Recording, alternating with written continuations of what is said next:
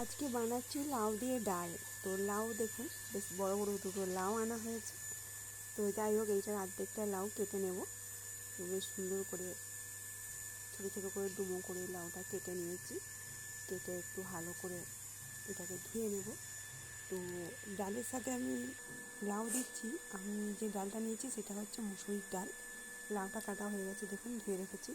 মুসুরির ডাল নিয়ে নিলাম। তো এই মুসুরি ডালটাকে ধুয়ে ওই লাউটার সাথে দিয়ে প্রেশার কুকারে করে সেদ্ধ বসিয়ে দেবো।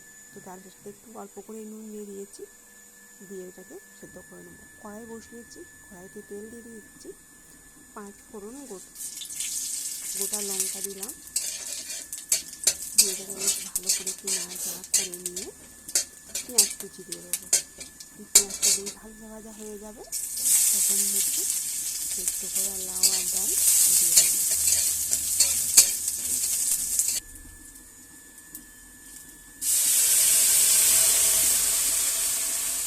ডালটা হয়ে এসেছে, দেখুন ডাল দিয়ে দিলাম।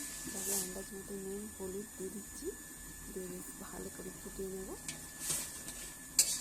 হয়ে গেছে, খুব সুন্দরভাবে ডালটা হয়ে গেছে। ডালটা খেতে খুব ভালো লাগে। যদি আপনাদের এই রেসিপিটা ভালো লাগে তো অবশ্যই এটা লাইক করবেন, কমেন্ট করবেন, বন্ধুদের সাথে শেয়ার করে দেবেন।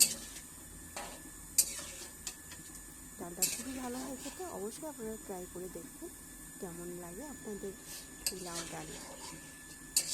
আপনারা চাইলে এটা মুগের ডাল দিয়েও করতে পারেন। আমি মুসুরি ডাল দিয়ে করেছি, কিন্তু মুগের ডাল দিয়েও খুব ভালো হয়।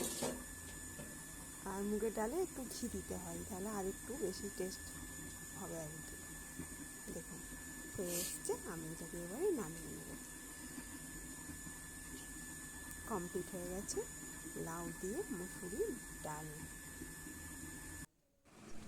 রানী বিচকুচ খাবে, চলো চলো চলো চলো চলো দিব। এসো, আমাদের রাজা বসে আছে বিস্কুট খাবে বলে। ও রাজা রানী বসে আছে বিস্কুট খাবে, চলো।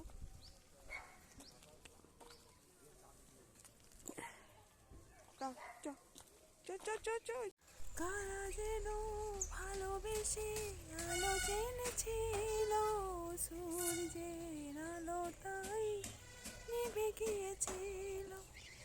নিজের ছায়ার পিছে ঘুরে